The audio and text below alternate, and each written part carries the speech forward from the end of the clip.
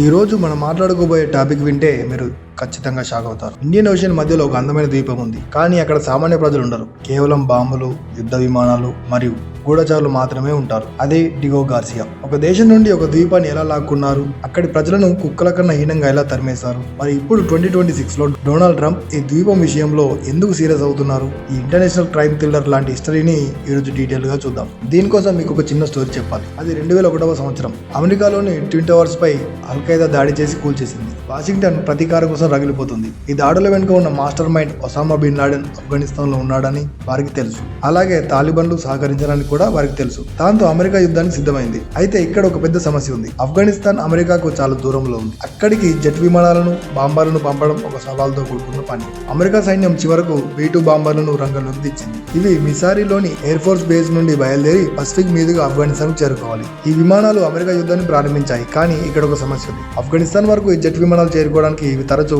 Fuel నింపుకోవాల్సి వస్తుంది. మొదట కాలిఫోర్నియాలో, తర్వాత హవాయిలో, ఆపై గ్వామ్, మలక్కా జలసంధి మీదుగా ప్రయాణించి చివరగా హిందూ మహాసముద్రంలోని ఒక చిన్న ద్వీపానికి చేరుకున్నాయి. అదే డిగో గార్సియా. ఈ ద్వీపం ఆ బాంబర్లకు హోమ్ బేస్ గా మారింది. అవి ఆఫ్ఘనిస్తాన్ లో బాంబులు వేసి తిరిగి డిగో గార్సియాకి వచ్చి ఫ్యూయల్ నింపుకొని మళ్లీ దాడికి వెళ్లేవి. అమెరికా యుద్ధంలో ఈ ద్వీపం అత్యంత కీలకంగా మారింది. కొంతమంది దీన్ని మునిగిపోని యుద్ధ నౌక అని పిలిస్తే, మరికొందరు ఐలాండ్ ఆఫ్ షేమ్ అని పిలుస్తారు.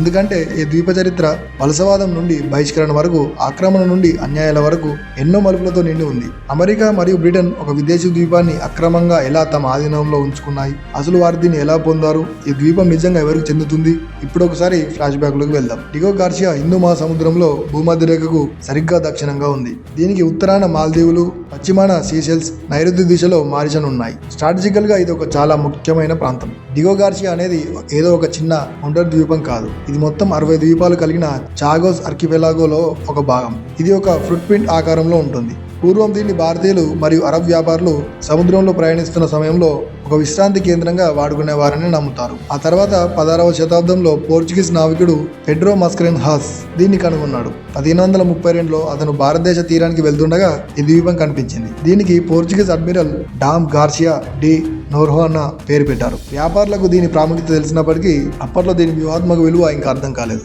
కానీ అది ఎప్పుడైతే వలసవాదం పోటీ మొదలైందో అప్పుడే స్పష్టమైంది. చాలా కాలం పాటు డిగో గార్సియా మార్షియన్ పరిధిలో ఉంది. అంటే మారిషన్ ఎవరు పాలిస్తే వారికే డిగో గార్సియా దక్కేది. ఇది చాలా చేతులు మారింది. 1598లో డచ్లు, 1700 సంవత్సరంలో ఫ్రెంచ్ వారు మరియు 1810లో బ్రిటిష్ వారు దీన్ని స్వాధీనం చేసుకున్నారు. అయితే ఫ్రెంచ్ వారి కాలంలో ఇక్కడ జనవాసాలు మొదలయ్యాయి. మారిషన్ కు చెందిన పియరీ మేరీ లేగువాట్ అనే బానిస యజమాని ఇక్కడ మొదటి సెటిల్మెంట్ ను ఏర్పాటు చేశాడు. తన బానిసలలో కుష్టు వ్యాధి వ్యాపిస్తుండటంతో వారిని ఉంచడానికి ఒక క్వారంటైన్ జోన్ ఏర్పాటు చేయాలని అతను ప్లాన్ చేశాడు. 1783లో ఫ్రెంచ్ ప్రభుత్వం అనుమతి ఇవ్వడంతో అతను 22 మంది బానిసలతో కలిసి డిగో గార్సియాకు వచ్చాడు. అక్కడి వాతావరణం సాగుకు అనుకూలంగా ఉండడంతో చేపల వేట, కొబ్బరి తోటలు, పత్తి సాగును ప్రారంభించారు. 1794 నాటికి ఆ ద్వీపం సొంతంగా కొబ్బరి నూనెను ఉత్పత్తి చేయడం మొదలుపెట్టింది. కానీ తర్వాత వచ్చిన మొదటి ప్రపంచ యుద్ధం వల్ల బ్రిటన్ మారిషస్ ను ఫ్రెంచ్ నుండి స్వాధీనం చేసుకుంది. పారిస్ ఒప్పందం ప్రకారం ఆ ప్రాంతంపై బ్రిటిష్ పాలన ఖాయమైంది. దాంతో డిగో గార్సియా కూడా బ్రిటన్ చేతికి వెళ్లిపోయింది. మొదట్లో పెద్దగా మార్పులేవి రావలేదు. మారిషస్ అవసరాలకు కావాల్సిన సగానికి పైగా కొబ్బరి నూనెను ఈ ద్వీపమే ఇచ్చేది. కానీ 19వ శతాబ్దం చివరిలో ఒక పెద్ద మార్పు వచ్చింది. బొగ్గుతో నడిచే స్టీమ్ షిప్స్ రంగంలోకి వచ్చాయి. సముద్రం మధ్యలో ఉన్న ఈ డిగో గార్సియాను కూలింగ్ స్టేషన్లుగా మార్చాలని బ్రిటిష్ కంపెనీలు భావించాయి. అక్కడ పెద్ద బే ఉంది. దాంతో ఓడలు ఆగడానికి చాలా అనుకూలంగా ఉండేవి. అలా ఆ ద్వీపం ఆర్థికంగా ఎదిగింది. అక్కడి ప్రజలు చాలా ప్రశాంతంగా ఉండేవారు. కొబ్బరి తోటల్లో, బొగ్గు కేంద్రాల్లో పనిచేస్తూ మంచి ఆదాయం సంపాదించేవారు. వారిలో 90% మంది రోమన్ కాథలిక్స్ ఉన్నారు. మారిషస్ నుండి మిషనరీలు అక్కడకు వచ్చేవారు. బలవంతంగా ఖాళీ చేయించే వరకు వారు ఆ ద్వీపాన్ని వదిలి వెళ్ళడానికి ఒక్క కారణం కూడా లేదు. సరిగ్గా 20వ శతాబ్దంలో డిగో గార్సియా పరిస్థితి దారుణంగా మారింది. రెండవ ప్రపంచ యుద్ధం తర్వాత బ్రిటన్ తన వలస రాజ్యాలను కోల్పోయింది. అందులో మారిషస్ కూడా ఉంది. 1948లో మారిషస్ కు స్వాతంత్రం ఇచ్చే ముందే బ్రిటన్ ఒక కుతంత్రం ప్లాన్ చేసింది. మారిషస్ నుంచి కొన్ని ప్రాంతాలను విడదీసి బ్రిటిష్ ఇండియన్ ఓషన్ టెరిటరీగా ప్రకటించింది. అందులో డిగో గార్సియా కూడా ఉంది. కేవలం 3 మిలియన్ల తక్కువ ధరకు ఈ ద్వీపాలను బ్రిటన్ లాక్కుంది. బ్రిటన్ ఎందుకు ఇలా చేసిందంటే ఇక్కడ ఒక పెద్ద పొలిటికల్ గేమ్ ఉంటుంది. 1960 నాటి ప్రచండ యుద్ధ కాలంలో చమురు నిల్వలపై పట్టు కోసం అమెరికాకు హిందూ మహాసముద్రంలో ఒక సైనిక స్థావరం అవసరమైంది. డిసెంబర్ 30, 1966లో బ్రిటన్, అమెరికా మధ్య ఒక రహస్య ఒప్పందం జరిగింది. డిగో గార్సియాను రక్షణ అవసరాల కోసం వాడుకోవచ్చని బ్రిటన్ అంగీకరించింది. ఈ ఒప్పందం ప్రారంభంలో 50 సంవత్సరాల కాలానికి మాత్రమే అయినా ఆ తర్వాత ఆటోమేటిక్ గా పొడిగింపుతో కుదిరింది. కానీ అక్కడ నివసిస్తున్న వందలాది చాగోసియన్ల సంగతి ఏంటి? బ్రిటన్ దగ్గర దానికి ఒకే సమాధానం ఉంది, అదే వారిని అక్కడి నుంచి తొలగించడం. ప్రజలను మారిషన్ లేదా సీషెల్ కు వెళ్లిపోవాలని చెప్పారు, కానీ వారు తమ సొంత గడ్డను వదలడానికి నిరాకరించారు. దాంతో బ్రిటన్ అమెరికాలు ఒత్తిడి చేయడం మొదలుపెట్టాయి. బలవంతపు బహిష్కరణ ప్రారంభమైంది. చికిత్స కోసమో లేదా సెలవుల కోసమో బయటకు వెళ్లిన వారిని తిరిగి ఇక్కడికి రానివ్వలేదు. ద్వీపానికి వచ్చే ఆహారం, మందుల సప్లైని తగ్గించి వారిని ఇబ్బందులకు గురి చేశారు. ప్రజలను భయపెట్టడానికి వారి కళ్ళ ముందే వారు పెంచుకునే కుక్కలను గ్యాస్ ఛాంబర్లలో వేసి చంపేశారు. చివరికి మిగిలిన వారిని పశువుల్లాగా ఓడల్లోకి ఎక్కించి మారిషన్ సీసెల్స్ తీరాల్లో వదిలేశారు. వారికి ఉండడానికి ఇల్లు లేదు, తినడానికి తిండి లేదు. ఒక సొంత గడ్డపై ఉన్న ప్రజలను రాత్రికి రాత్రి అనాథలను చేసేశారు. చివరకు 1973 నాటికి ఆ ద్వీపం పూర్తిగా ఖాళీ అయిపోయింది. అక్కడి చాగోసియన్లు మారిషన్, బ్రిటన్ వంటి ప్రాంతాలకు వలస వెళ్లి 2వ శ్రేణి పౌరులుగా బ్రతికారు. మారిషన్ కు నష్టపరిహారం ఇస్తామని బ్రిటన్ చెప్పినప్పటికీ అది ఎప్పుడూ సరిపోలేదు. ఈ చర్యపై శ్రీలంక వంటి దేశాలు నిరసన తెలిపాయి,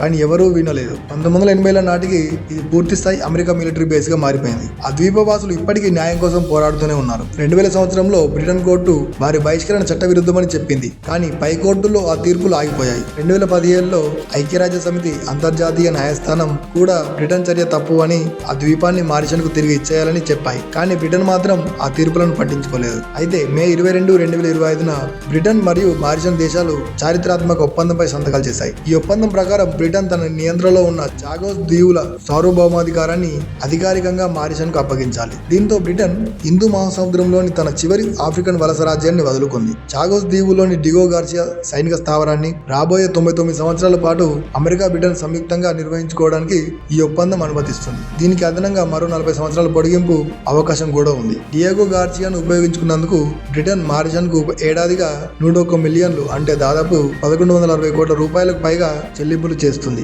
కానీ సార్వభౌమాధికార బదిలీ ఒప్పందం సంక్షోభంలో పడింది. ఈ ఒప్పందం యూకే పార్లమెంట్ లో నిలుచుకోవడంతో ఈ జాప్యంపై యూకేపై చట్టమైన చర్యలు తీసుకుంటామని మారిషన్ హెచ్చరించింది. అయితే గత జనవరి నెలలో అమెరికా అధ్యక్షుడు డొనాల్డ్ ట్రంప్ చాగోస్ దీవులను వదులుకోవడంలో యూకే పెద్ద తప్పు చేస్తోంది అని ప్రకటించారు. ఈ దీవులలో ఒకటైన డియాగో గార్సియాలో యూకే సైనిక స్థావరం ఉంది అని చెప్పుకున్నాం కదా. ఇప్పుడు జరుగుతున్న యుద్ధంలో ఇరాన్ పై ముందస్తు దాడుల కోసం డియాగో గార్సియాను అమెరికా ఉపయోగించుకోవడానికి మంచి స్ట్రాటజిక్ ప్లేస్ కాబట్టి ట్రంప్ ఇలా అని ఉండొచ్చు. నేటికి డిగో గార్సియా బ్రిటన్ చేతుల్లో ఉంది. సుమారు 4000 మంది సైనికులు అక్కడ ఉంటున్నారు. కానీ ఆ భూమి నిజమైన యజమానులు మాత్రం ఇంకా పరాయి దేశాల్లోనే గడుపుతున్నారు. మారిషన్ ఇప్పటికీ ఆ భూమిని తిరిగి కోరుతోంది. దానికి బదులుగా అమెరికా బేస్ ను అక్కడ కొనసాగిస్తామని కూడా చెబుతుంది. ఐక్యరాజ్య సమితి కూడా మారిషన్ కు మద్దతుగా నిలిచింది. 2022లో ఒక మారిషన్ దౌత్యవేత్త చాగోస్ ద్వీపాల్లో తమ జాతీయ జెండాను ఎగరవేశారు. బ్రిటన్ జెండాలు ఎగరవేసి ఆక్రమిస్తే తాను జెండా ఎగరవేసి తన భూమిని తిరిగి కోరుకుంటానని చెప్పారు. కానీ ఈ పోరాటం అంత సులభం కాదు. చైనా ప్రభావం పెరుగుతున్న తరుణంలో అమెరికా, బ్రిటన్ ఆ ద్వీపాన్ని వదులుకోవడానికి సిద్ధంగా లేవు. ప్రపంచ దృష్టిలో